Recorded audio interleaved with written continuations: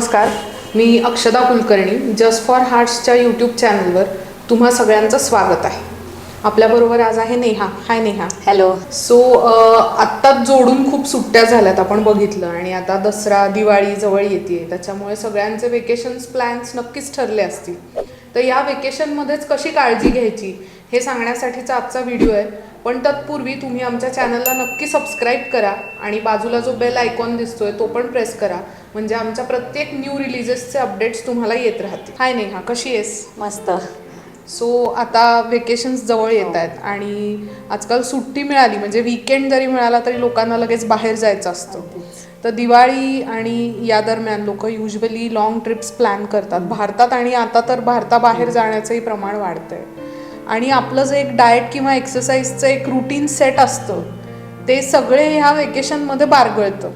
तर अशा वेळेला कशी काळजी घेता येईल? नक्कीच. आता मागचे पण काही गणपती झाल्यानंतर पण एक लॉंग विकेंड आलेला, आणि आपण बघतो की सगळेच बाहेर पडायचा कल असतो लोकांचा. आणि तर वर्क फ्रॉम होम कल्चरमुळे पण असं असतंच की म्हणजे जे नव्हते प्लॅन करत त्यांचं पण असतं की आता पूर्वी असं होतं की आपण घरात बसून एन्जॉय करू, पण आता सगळ्यांनाच बाहेर पडायचं असतं. आणि एक सगळ्यांचंच एक रुटीन असतं, आणि स्पेशली जेव्हा आपण बाहेर जातो तेव्हा थोडंसं एक लहान मुलांचं आणि जे वयोवृद्ध माणसं आहे त्यांचं थोडंसं कुठेतरी तंत्र बिघडतं जेव्हा आपण बाहेर जात असतो. आणि बाकीच्यांचं काय जे काही रुटीन असतं एक्सरसाइजचं किंवा डाएटचं असतं ते थोडंसं ते पण टॉसवर जातं कुठेतरी. आणि आपण बघतो की पोस्ट वेकेशन म्हणा किंवा पोस्ट फेस्टिवल म्हणा काहीतरी वेट वाढलेलं असतं किंवा काही लोकांचे शुगर्स वाढलेले असतात. आणि खूप एक्स्ट्रीम केसेसमध्ये असं पण दिसून आलं आहे की एकदम अचानक त्यांचं रुटीन बदललेलं आहे. It might be because of over eating म्हणा किंवा ओव्हर एक्झर्शन. कोणाला म्हणजे सगळ्यांना रवींद्र कुलकर्णी सर माहितीच असतील, ते आमच्याशी बोलत असताना आम्हाला बरेच त्यांच्या पेशंट्सच्या स्टोरी सांगत असतात. तर सरांनी पण मध्ये मेन्शन केलेलं की म्हणजे हार्ट अटॅक्स देखील येऊ शकतात. त्यामुळे आपण जर कुठे पिकनिकला जात असू तर आपल्याला ते प्रॉपर योग्य प्लॅनिंग करून जाणं खूप गरजेचं आहे. तर बेसिकली जेव्हा आपण काही पिकनिक्स प्लॅन करत आहोत तर त्याच्यामध्ये मला असं वाटतं सगळ्यात पहिले तुम्ही कुठे राहणार आहात ह्याचं जरासं प्री प्लॅनिंग झालं तर तुम्हाला आता आजकाल ऑनलाईन त्यांचे मेन्यूजसुद्धा कळतात की काय मेन्यूज आहे. तर युजली तुमच्या घरात जर म्हातारी माणसं आणि लहान मुलं असतील तर साधारण आपण किचन सेटअप असलेले जेव्हा रेस्टॉरंट्स बघतो जिथे तुम्ही पण थोडंसं काहीतरी तुमचं काय म्हणता येईल कस्टमाइज सांगू शकतात किंवा लहान बाळांसाठी काही करू शकतात, तर ते जरा उत्तम ठरतं. म्हणजे आपण थोडंसं ती पिकनिक जरा चांगली एन्जॉय करू शकतो. आणि ते सेम थिंग की थोडंसं प्री प्लॅनिंगने गेलो आणि तर थोडंसं ते नक्कीच त्याचा फायदा होतो. मला याला जोडून एक प्रश्न विचारायचा आहे. म्हणजे युजली माझा असा अप्रोच असतो की आपण जिथे फिरायला जाऊ तिथलं लोकल फूड आपण चव घेऊन बघितलं पाहिजे. म्हणजे आपल्या रोजच्या खाण्यापिण्याच्या सवयी सोडून तिथे काय फेमस आहे किंवा तिथे लोक काय खायला येतात असं मी प्रिफर करते, कारण आपलं पुन्हा पुन्हा तिथे जाणं होत नाही. तर अशा वेळेला कशी काळजी घ्यावी? म्हणजे त्याचे इन्ग्रेडियंट्स बघावेत का, किंवा तेव्हा मग पथ्यपाणी किंवा अनेकदा आपल्याला ते माहिती पण नसतात. तर आता जसं तू म्हणालीस की तिथे किचन सेटअप असेल तर ते पण असा जर अप्रोच असेल तर त्याच्यासाठी काय करता येईल? ओके. आणि नाही तू बोलते ते अगदी बरोबरच आहे की आपण म्हणजे साधारण आपण कुठल्या बीचला गेलो कोस्टल एरियामध्ये गेलो तर आपण ऑब्व्हियसली फिश ट्राय करतो, किंवा साऊथ इंडियामध्ये गेलो तिकडे आपण डोसाज वगैरे साऊथ इंडियन फूड आपण घेतो. तर ते बरोबरच आहे, पण त्याच्यामध्ये एक गोष्ट लक्षात ठेवायची की तुम्हाला तुमच्या बॉडीचं एक नॉलेज असतं की मला एखादी गोष्ट चालत नाही. फॉर एक्झाम्पल की एखाद्याला कोकोनट ऑइल चालत नाही, किंवा जसं आपण फिश वगैरे खातो तर काही लोकांना काही फिशची एलर्जी असते किंवा काही तेलांची एलर्जी किंवा काही लोकांना शेंगदाण्याची कुठल्याही इन्ग्रेडियंटची एलर्जी असली तर तुम्ही कुठलंही फूड ट्राय करताना तिथे तुम्ही त्या लोकांना विचारू शकतात की इन्ग्रेडियंट्स काय ह्याच्यामध्ये आहे. मे बी तुमचा जो इन्ग्रेडियंट तुम्हाला जो टॉलरेट होत नाही तो त्याच्यामध्ये नाही आहे ना, तेवढी खात्री करून घेतली तर ठीक आहे. आणि जे काही तुम्ही ट्राय करता आहेत तर ती सपोज थोडीशी अनहेल्दी साईडला जर ती डिश असेल तर तुम्ही सपोज तुमचा 3 ते 4 दिवस स्टे असेल कुठल्या बीच साईडच्या एरियामध्ये, तर तिकडे फिश तुम्ही फ्राईड फिश खायची तुम्हाला इच्छा असेल आणि तर फ्राईड फिश म्हटल्यानंतर त्यामध्ये भरपूर ऑइल आलं तर तशा कंडिशनमध्ये तुम्ही 1 मील तो प्लॅन करू शकतात आणि त्याच्यामध्ये पण थोडासा पोर्शन कंट्रोल, की अगदीच प्रमाणाच्या बाहेर जाऊन आपल्याला खायचं नाही. कारण कुठलीही गोष्ट, चांगलीही गोष्ट, आता मासे हे हेल्दीच असतात, पण कुठलीही गोष्ट आपण त्याचा अब्यूज केला किंवा तो प्रमाणाच्या बाहेर खाल्ला तर त्याने आपल्याला त्रास होऊ शकतो. तर तुम्ही ती तुमचं दुपारचं मील म्हणून ते तुमचं आवडतं आहे ते तुम्ही प्लॅन करू शकतात आणि संध्याकाळी again going back to routine, की तुम्ही आपलं जे काही रेग्युलरली तुम्हाला सहन होतंय ते तुम्ही खाऊ शकतात. किंवा मग अगेन कुकिंग मेथड थोडीशी बघायची. फ्राईड फिश आहे, आता फ्राईड फिश आपलं सकाळी खाऊन झालं तर संध्याकाळी पुन्हा फ्राईड फिश न खाता, मी एक्झाम्पल देते, संध्याकाळी अगेन ते न खाता तुम्ही तिथे काहीतरी स्टीम फिश आहे किंवा वेगळं काहीतरी तेल कमी असलेलं किंवा अनहेल्दी गोष्टी कमी असलेल्या गोष्टी तुम्ही ट्राय करू शकता. आता बरेचसे व्हरायटीज असतात आणि मेन्यूमध्ये ना खूप लिहिलेलं असतं इन्ग्रेडियंट्स, की काय काय त्याच्यामध्ये आहे आणि कुकिंग मेथड काय आहे, किंवा हल्लीले लोक सांगतात पण. तर तसा अप्रोच ठेवला तर नक्कीच त्रास होत नाही. मस्त. अजून एक प्रश्न आहे माझा, की आपण असं म्हणतो की डाएट आणि exercise they go hand in hand, right? So बरेचदा एक्झर्शन हा शब्द आपण सरास वापरत असतो. म्हणजे मी समजा पिकनिकला गेली आहे आणि माझं मधलं 8 तासाचं ट्रॅव्हल आहे, जे मी नुसतं गाडीत बसून काढलेलं आहे, पण तरी मला खूप एक्झर्शन झाल्याचा फिलिंग येतो. मग तिथे आपण तो एक्सरसाइज कट करतो. तर अशा वेळेला की प्रवास पण आहे, त्याच्यामुळे तसं एक्झर्शन पण आहे, पण फारसं काही हालचाल झालेली नाहीये, तर वेकेशनवर असताना आपण काय पद्धतीचे एक्सरसाइजेस करू शकतो? तुम्ही जेव्हा कधीही वेकेशन प्लॅन करता, जसं मी तुम्हाला आधी पण सांगितलं की तुम्ही हॉटेल पण बघून जा आधी, तर तुम्ही कॉन्शियस असाल तुमच्या हेल्थ बाबतीत. आणि असे काही स्पेशल म्हणजे वयोवृद्ध माणसं किंवा लहान मुलं घरात आहे किंवा कोणाला ॲलर्जीज आहेत, तर अशा कंडिशनवर थोडासा अभ्यास करून जाणं गरजेचं ठरतं. इन द सेम केस तुम्ही जेव्हा कुठे फिरायला जातात ना, तर तुमची जे प्लॅनिंग आहे ना ती पण तुम्ही केली की जर रोजच्या ह्याच्यामध्ये ना साईट सीइंग सोबत सकाळी एखादा वॉक प्लॅन ठेवायचा किंवा हायकिंग म्हणा, किंवा थोडंसं ते स्विमिंग असेल, स्विमिंग पूल असेल तुमच्या हॉटेलमध्ये, थोडंसं स्विमिंग करून आले, किंवा थोडंसं बीच वॉक असेल, किंवा तुम्ही कुठेही गेलं तर वॉकिंग, सायकलिंग, किंवा एक छोटासा ट्रेक, असा फॉरेस्ट ट्रेक वगैरे प्लॅन करायचा. म्हणजे ती एक सकाळी ॲक्टिव्हिटी तुमची झाली का मग दिवसभर तुम्ही थोडंसं एक रिलॅक्स असतात की युअर ॲक्टिव्हिटी इज डन, आता तुम्ही थोडंसं तुमचं साईट सीइंग म्हणजे थोडासा तुमच्या त्या फिरण्यामध्ये ना थोडासा बॅलन्स असायला हवा. तर तो, आणि आता हल्ली ना खूप साऱ्या रेस्टॉरंट्समध्ये ना काही नसलं तरी ट्रेडमिल आणि स्विमिंग पूल्स तर असतात.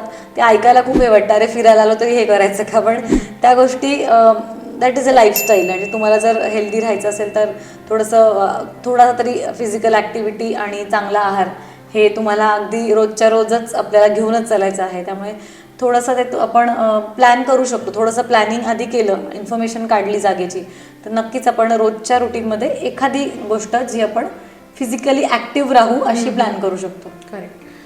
अजून एक प्रश्न आहे की ब्रंच ही कन्सेप्ट, म्हणजे कदाचित आधी लोक तसं करत असतील, पण आता हा शब्द जास्ती सगळीकडे ऐकायला येतोय. मग त्याच्या मागे हेतू कॉस्ट कटिंग हाही असतो काहींचा, किंवा कधी की एकाच वेळेला पुन्हा नंतर रस्त्यात मिळेल नाही मिळेल अशा पद्धतीने लोक ब्रंच करतात.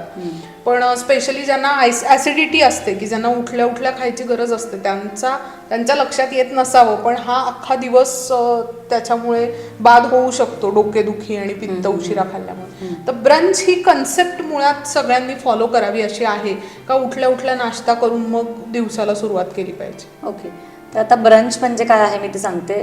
खूप लोकांना माहिती नसेल तर ब्रेकफास्ट आणि लंच हे आपण एकत्र केलं का ह्याला आपण ब्रंच म्हणत असतो. तर आता प्रत्येकाची ना बॉडी वेगळी असते. काही लोकांना असं असतं की म्हणजे त्यांचे जॉब आवर्स म्हणा किंवा हे असं असतं की ते सकाळी उठल्यानंतर त्यांची पहिली वेळ ती लंचचीच येते, तर त्यांच्या ती बॉडीला सवय झालेली असते. आणि काही लोक असतात की त्यांना ब्रेकफास्टची सवय असते. तर आपली बॉडी आपल्याला माहिती आहे की काय बेस्ट आपल्याला सूट होतं, आणि सवयींचा पण भाग असतो. म्हणजे आपल्या ग्रामीण भागात तुम्ही गेलात तर तिथे अक्षरशः नाश्ता हा कन्सेप्टच नसतो. तिथे डायरेक्टली लोक 2-3 वाजताच जेवण करतात. डायरेक्टली म्हणजे जेवणच असतं, आणि 2 प्रकार असतो. एक तर 2 वाजता 3 वाजता जेवण करणार, आणि जी शेतकरी जो वर्ग आहे ते सकाळी 7लाच प्रॉपर जेवतात आणि संध्याकाळी 7ला जेवतात.